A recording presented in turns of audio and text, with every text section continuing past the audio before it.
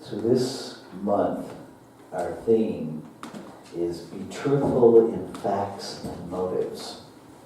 And we've looked at integrity, we've looked at how consciousness works through us, and living a spiritual life. And this morning we're looking at our highest values. And I think probably our values are like one of the most confused platforms of humanity. Because it really depends on how we interpret values and the narrative we write that supports our interpretation. And we typically, as human beings, reason backwards. We have something out here that is valuable to us. And so then we reason from that backwards, what will put me in alignment with that value. And so then I become what is necessary to be that, which is really the antithesis of values. Because values by definition are internal. They have nothing to do with the external. The external is a manifestation of our values. I've paired up the monthly themes with segments from Ernest Holmes, What I Believe. And for March, it's I believe that heaven is within me, and that I experience it to the degree that I become conscious of it. So what would it be to entertain that is our highest value? That the innermost God that is me in form is my highest value. That pairs with another part of that I believe, that the innermost God and the outermost God are one God. And what would change in our individual lives if we lived from that as our highest value? If we lived from value more than we live for value? Because one of the definitions of value is something that can be given a numerical worth. I don't know how to establish the worth of my soul. I don't know how to put a price on that. I don't know how to put a price on love. I don't know how to put a price on peace. I know we spend a lot of money talking about those things. And are we meeting our values by throwing money at it? I don't know. I don't think so. Because I think we get sidetracked with our own version of what a value is. In Centers for Spiritual Living, we have a huge vision. A world that works for everyone. I don't know how to put a price on that. But I know it seems to be costing us a lot. And what I want to offer you this morning is, what if it doesn't cost you anything out of your pocket, but it costs some of your time? What if it costs some of your comfort zone? What if it costs you things that you think are deeply yours that maybe aren't? See, we're all born into families that have a value system. We're born into a culture that has a value system. And we are enculturated and conditioned into that value system before we even have language. And so, can we consider that just maybe the majority of values that we're living from aren't even ours? They're not ours. They're somebody else's. Doesn't mean they're bad, doesn't mean they're wrong. It just means they may not be ours. See, if each of us is here by divine appointment, which we are, each of us, and I'm listening to this new thought artist. She's not new to New Thought, but she's new to me, Denise Rosier. Oh my God. And she has a new CD out, Heart of Praise. And every song on it is like the third step of treatment. Every song is a realization. And some of the lyrics of one of her songs is that I am an idea, a perfect idea since the beginning of time. That's what we are. We are each a perfect idea in the mind of creation since the beginning of time. And what if we spent some real devoted time understanding the value of that? Instead of getting external validation for who we think we are, flip the script. And we took the time to understand that my value has never been contingent on your opinion of it. That my value is not contingent on how much I'm paid, or how many friends I have, or the home I live in, or how many people approve of me. That it doesn't matter. That the only thing that matters, really, is that I'm clear who I am and that I follow that. So you might be unpopular. It might cost you some folks that you call friends. It might cost you some folks that you call family. It might change your relationship with everything and everybody. It might cost you some things. But what is it costing you now? What's the cost of living without you? Because that's what it's costing all of us. When we live from something other than the truth of our being, it's costing us our true identity, our true calling.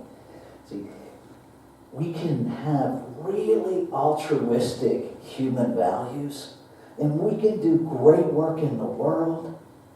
We can love people, we can serve people, and still be miserable. Anybody ever experienced that? Or is it just me? You know, you get up every day and you go to a job and you give and you give and you give. And you feel good about it for a minute. And then you leave your job and all of the comes in. And living the values that were assigned to us becomes exhausting. That's not living from our value. See, if we're in alignment, if we're in integrity, in a spiritual life, we're living from something, not for something. We're living from our truth. We're not getting our truth from somewhere else. It's great to read books. I highly recommend it. Just don't make the author your guru. Self-help books are exactly that. They're designed to help you help yourself.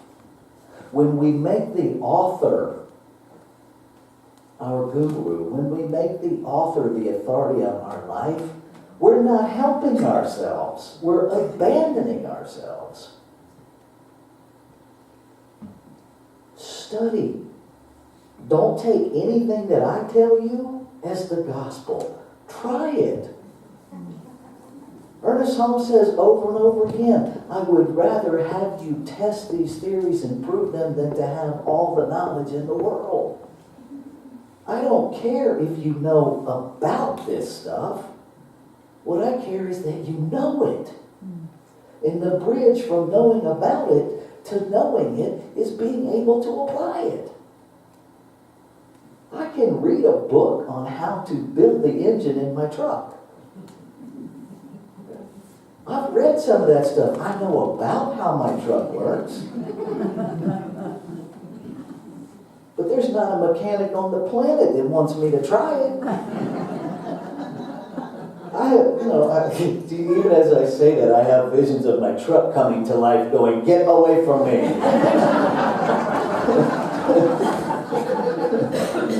Because I know enough about how my truck works to be dangerous. But I don't know how my truck works.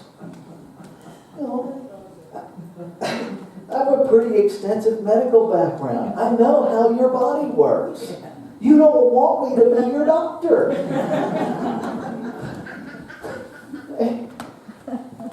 What are we willing to know? Because to bridge that gap from knowing about to knowing means I have to do something from the inside out. Do I really live from that place that I believe heaven is within? Or am I busy doing the things that I think I need to do to arrive at a place, to a castle in the clouds? It will somehow be my magic reward for suffering enough as a human. Let that go. Hello. I have a new microphone, thank you, Roger. I could do a headstand, if I could do a headstand, and it wouldn't fall off. Do it. Notice I said, if I could do a headstand. Because I know better than to try that. Go to that place in you that's pulling you. See, our human drives push us. They push us toward goals. Goals are great, but they fall way short of a vision, values, pulled life. What are those things that you value that will not be quiet within you? Those things that don't necessarily meet the world's standard of success. But when you dare to let yourself follow that, you feel bliss. You feel contentment. That's living our highest value. And we have to let go of what everybody else thinks to get there. While I was in Ashland on the ministerial retreat, before that actually started, I had the opportunity to speak at the Center for Spiritual Living in Rogue Valley. And what they asked for was for me to share a bit of my personal story. And what I realize over and over again every time I get to do that is that the freedom is that I truly do not care what you think about me anymore. I don't care. I care about you, but I don't care what you think about me. Because it's beyond, there is a place beyond Other people's opinions of me are none of my business. See, I lived there for a while, but then I realized that even that says I care because I care enough to have a phrase that addresses it. Yeah? But truly, I don't care. Because the minute I start filtering who I am based on caring what you think, I stop living my truth. I stop.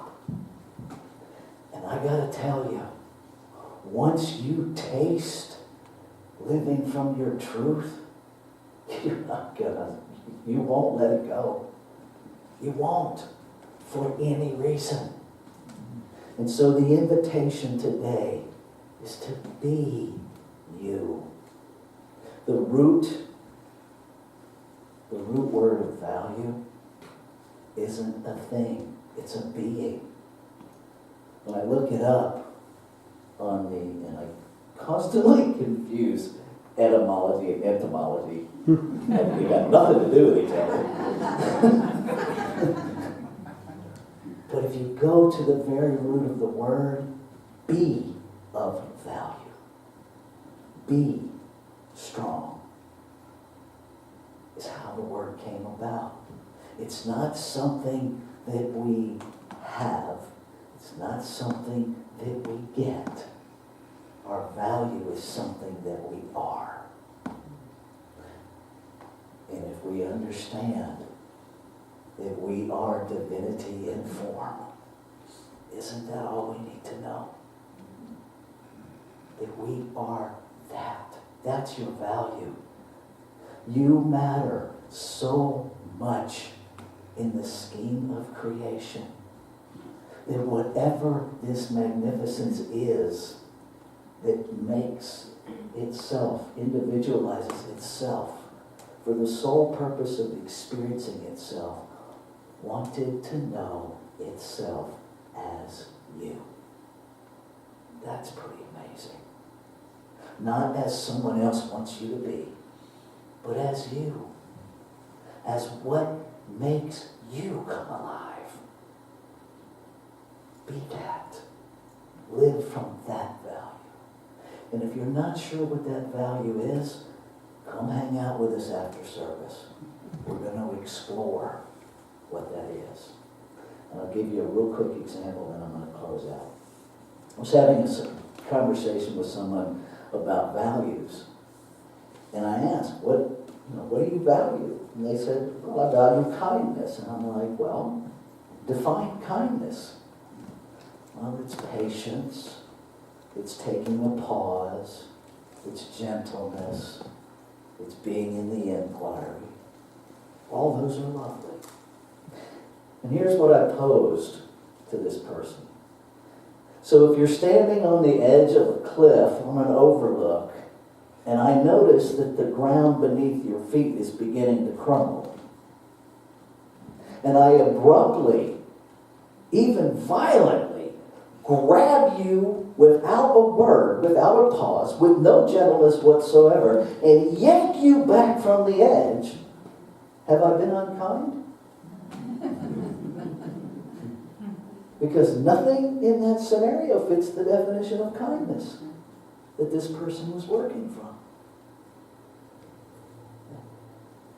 How are we defining our values?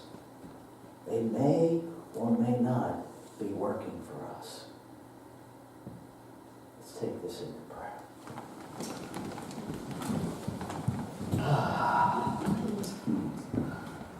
Recognizing that there is only one infinite, ever-present allness. This one is perfect peace, infinite intelligence, absolute abundance. It is the singular source of everything, of all value, of love, light, presence, peace, power.